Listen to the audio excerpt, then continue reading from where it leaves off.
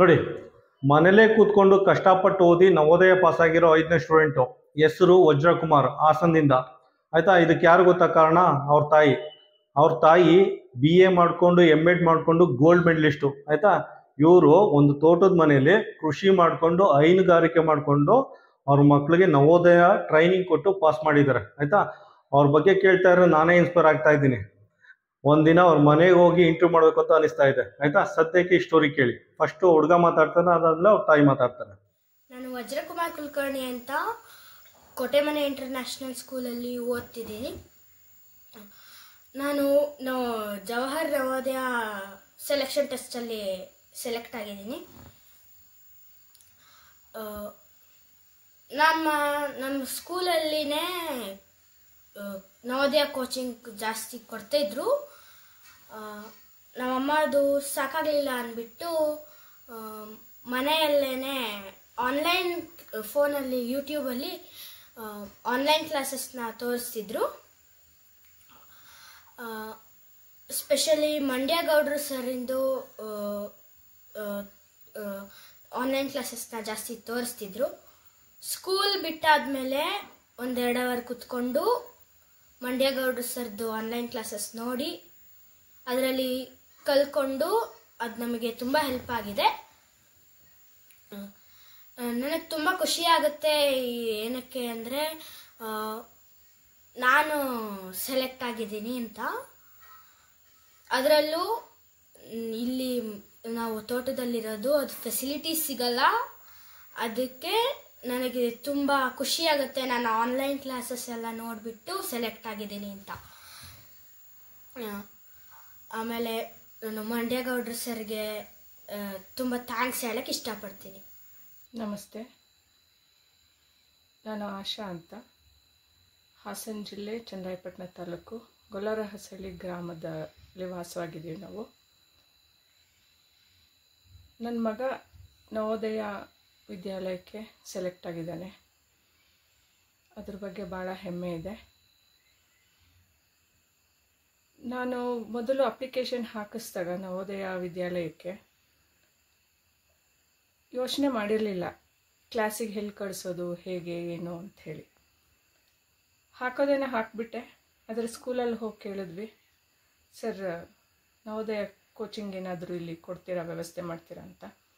ಸ್ಕೂಲ್ನವ್ರು ಒಪ್ಪಿ ಅದಕ್ಕೆ 4ರಿಂದ 5 ಸ್ಕೂಲ್ ಮುಗಿದ ನಂತರ ಕ್ಲಾಸಸ್ ಮಾಡ್ತೀವಿ ಅಂತ ಹೇಳಿ ಅವ್ರು ಮಾಡಿಕೊಟ್ರು. ನಾವು ಇದರ ಆಚೆಗೆ ಆನ್ಲೈನ್ ಕ್ಲಾಸ್ಗಳನ್ನು ಕೂಡ ವಿಚಾರಿಸಿದ್ವಿ, ಮನೇಲೇ ಕೂತು ಮಾಡೋ ಹಾಗೆ.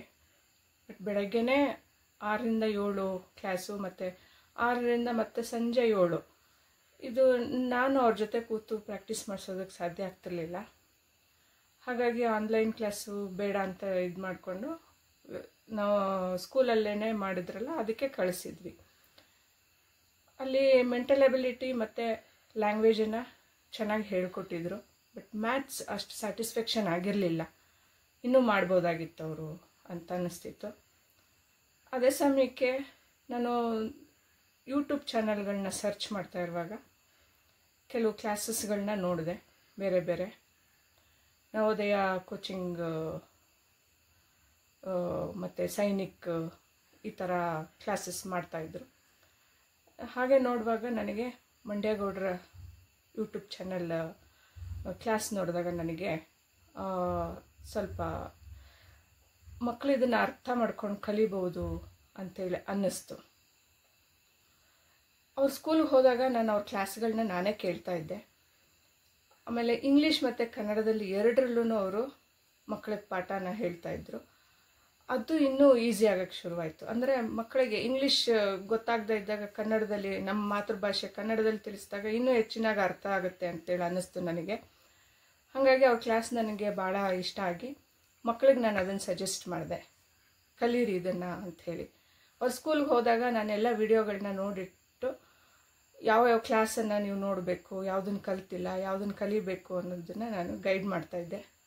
ಅದೇ ಥರ ಅವರು ಕೂಡ ಆ ಕ್ಲಾಸ್ಗಳನ್ನ ನೋಡಿ ಪ್ರಾಕ್ಟೀಸ್ ಮಾಡ್ತಿದ್ರು. ಅದಲ್ಲದೆ ನಮ್ಮ ಮನೆಯವರ ಸ್ನೇಹಿತರೊಬ್ಬರು ಒಂದಷ್ಟು PDF ಕ್ವಶನ್ ಪೇಪರ್ಸ್ನ ಹಳೇದು ಕಳಿಸಿದ್ರು.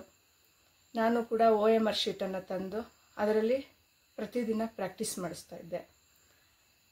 ಹಾಗಾಗಿ ಮಕ್ಕಳಿಗೆ ಅದ್ರ ಬಗ್ಗೆ ಒಂದು ಸರಿಯಾದ ತಿಳುವಳಿಕೆ ಬಂದಿದ್ದರಿಂದ ಅದು ಅವರಿಗೆ ಎಕ್ಸಾಮ್ ಬರೆಯೋದಕ್ಕೆ ಈಸಿ ಆಯಿತು. ಮಂಡ್ಯಗೌಡ್ರ ಕ್ಲಾಸ್ ಮಕ್ಕಳಿಗೆ ಎಷ್ಟು ಹೆಲ್ಪ್ ಆಗಿದೆ ಅಂತಂದರೆ, ಮ್ಯಾಥ್ಸ್ ಅದರಲ್ಲೂ ಮ್ಯಾಥ್ಸ್ ಕ್ಲಾಸು ಮಕ್ಕಳಿಗೆ ಕಷ್ಟ ಅನ್ನೋದನ್ನು ಈಸಿ ಮೆಥಡಲ್ಲಿ ಹೇಳ್ಕೊಡೋಕ್ಕೆ ಶುರು ಮಾಡಿದ್ರಲ್ಲ, ಅದು ಮಕ್ಕಳಿಗೆ ಬೇಗ ಕಲಿಯೋದಕ್ಕೆ ಸಾಧ್ಯ ಆಯಿತು.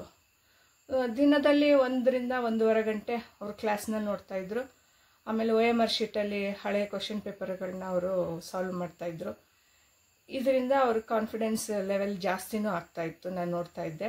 ನನ್ನ ಮಗ ಹೇಳ್ತಾ ಇದ್ದ, ಅಮ್ಮ ನಾನು ಸೆಲೆಕ್ಟ್ ಆಗ್ತೀನಿ ಅಂತ ಹೇಳಿ. ಎಕ್ಸಾಮ್ ಬರೆದು ಬಂದು ಕೂಡ ಈ ಮಾತನ್ನು ಹೇಳಿದ್ದ. ಅವ್ನ ಕಾನ್ಫಿಡೆನ್ಸ್ ನೋಡಿ ನನಗೆ ಖುಷಿ ಆಗ್ತಿತ್ತು. ಆಯಿತು ನೋಡೋಣ, ರಿಸಲ್ಟ್ ಬಂದ ನಂತರನೇ ಅಲ್ವೆಲ್ಲ ಗೊತ್ತಾಗೋದು ಅಂತೇಳಿ ಸುಮ್ಮನಾಗಿದ್ವಿ. ರಿಸಲ್ಟ್ ನೋಡಿದಾಗ ತುಂಬಾ ಖುಷಿ ಆಯಿತು. ಮನೆಯಲ್ಲಿ ಕೂಡ ಎಲ್ಲರಿಗೂ ಅವನು ವಿದ್ಯಾಲಯಕ್ಕೆ ಸೆಲೆಕ್ಟ್ ಆಗಿದ್ದಾನೆ ಅಂತ ಹೇಳಿ. ಹಾಗಾಗಿ ನಮಗೆ ತುಂಬ ಹೆಲ್ಪ್ ಆಗಿದೆ ಆನ್ಲೈನ್ ಕ್ಲಾಸು, ಮಂಡ್ಯ ಗೌಡ್ರು ಕ್ಲಾಸಸ್ಸು. ಹಾಗಾಗಿ ನಾನು ಅವರಿಗೆ ತುಂಬ ಹೃದಯದ ಧನ್ಯವಾದಗಳನ್ನ ಹೇಳೋಕ್ಕೆ ಇಷ್ಟಪಡ್ತೀನಿ. Thank you sir.